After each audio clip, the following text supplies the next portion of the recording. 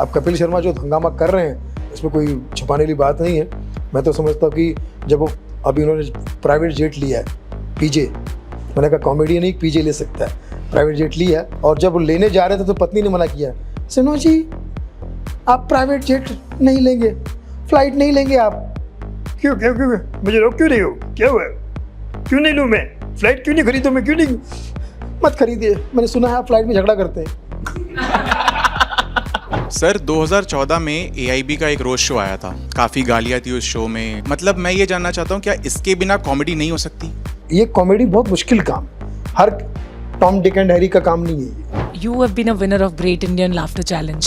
Kapil Sharma, who is your contemporary, he has got so much success in the industry. Firstly, what's the reason, do you think? तो Kapil Sharma talented भी और सही जगह पे पहुंचा हो, और सही टाइम पे पहुंचा, इसलिए वो आज आसमान तक छू रहा। Sir you are the OG stand up comedian, the OG original. मतलब आप the great Indian laughter challenge season 1 के विनर थे। तब तक शायद लोगों को पता भी नहीं था कि स्टैंड अप कॉमेडी होती क्या है। इंडिया में कॉन्सेप्ट नया था बिल्कुल, और शायद पहली बार लोगों ने ऐसा कुछ देखा था। उससे पहले बहुत सारे ग्रेट कॉमेडियन थे, जैसे जबलपुर से के नायकर साहब जो हमारे कॉमेडी के महागुरु मैं जिनको मानता हूँ। जॉनी लीवर साहब का तो नाम सभी जानते हैं। राजू श्रीवास्तव जी भी उन दिनों बहुत कैसेट के जरिए बहुत नाम कमा चुके थे। पाकिस्तान की कैसेट बकरा किस्तों पे उमर शरीफ साहब, तो ये तो हमने हिंदी में और उर्दू में सुन रखे थे। फिर रोबिन एटकिंसन के बारे में सब जानते हैं, Mister Bean and Charlie Chaplin तो सभी जानते हैं। तो ये सारे ग्रेट लोगों ने अपना परफॉर्मेंस अपने अपने स्टाइल में, किसी ने माइमिंग अच्छी की, किसी ने टाइमिंग अच्छी की, किसी ने राइमिंग अच्छी की। तो करते करते करते फिर वो 2005 में लाफ्टर चैलेंज आया। पंकज सरस्वत जी हमारे डायरेक्टर, तो कभी कभी मैं जोक में कहता भी हूँ कि लाफ्टर चैलेंज में जो जो कलाकार आए थे सब ने अपना बैंक में अकाउंट खोला है, उस बैंक का नाम है सारस्वत बैंक। पंकज सरस्वत जो हमारे डायरेक्टर थे, सारस्वत बैंक। तो एक सिलसिला शुरू हुआ और फिर चलता रहा, चल ही रहा है। एक के बाद फिर मैं आया, मेरे बाद में हम लोग आए, हमारे बाद में फिर और लोग आए, फिर कपिल शर्मा आए। अब कपिल शर्मा जो हंगामा कर रहे हैं इसमें कोई छुपाने वाली बात नहीं है। मैं तो समझता हूँ कि जब वो अभी उन्होंने प्राइवेट जेट लिया है पीजे, मैंने कहा कॉमेडियन ही पीजे ले सकता है, प्राइवेट जेट लिया और जब वो लेने जा रहे थे तो पत्नी ने मना किया, सुनो जी आप प्राइवेट जेट नहीं लेंगे, फ्लाइट नहीं लेंगे आप। क्यों क्यों क्यों मुझे रोक क्यों रही हो, क्या हुआ, क्यों नहीं लूँ मैं, फ्लाइट क्यों नहीं खरीदूँ मैं, क्यों नहीं। मत खरीदिए, मैंने सुना है आप फ्लाइट में झगड़ा करते हैं। लड़ाई करते हैं। तो मुझे ऐसा लगा कि तो ये आज आसमान को छूने वाला हमारा भाई कपिल शर्मा और पंजाब के CM भगवंत मान, ये सब हमारे साथी कलाकार हैं, हमारे अपने हैं।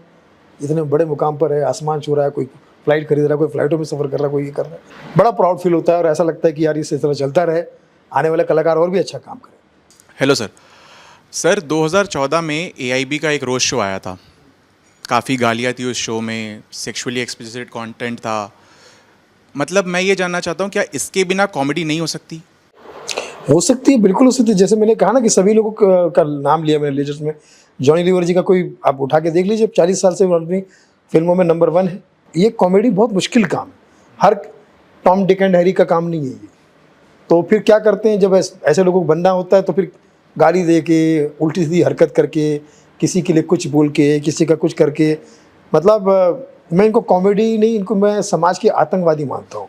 जो समझ में नहीं आता वो समाज में नहीं आता, जो सेंसर में नहीं आता वो संसार में नहीं आता।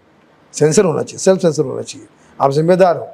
तो मुझे ऐसा लगता है कि ये they are as good as आतंकवादी और उनका कुछ नहीं हो सकता। अभी ये लोग क्यों आ रहे हैं ऐसे ज़्यादा, क्योंकि जेंजीज ने और यूथ ने गलती से इन लोगों को देखना शुरू कर दिया था। कुछ लोगों ने, सभी नहीं है। मैं सोचता हूँ कि इसमें साजिश भी बहुत है।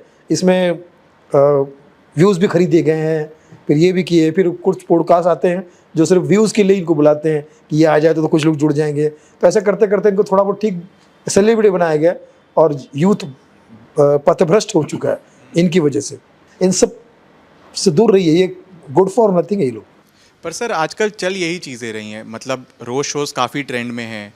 हाल ही में मतलब हर रोज शो, हर कॉमेडियन रोज शो बना रहा है, जिसकी मेन इंस्पिरेशन ये AIB का रोज शो ही था।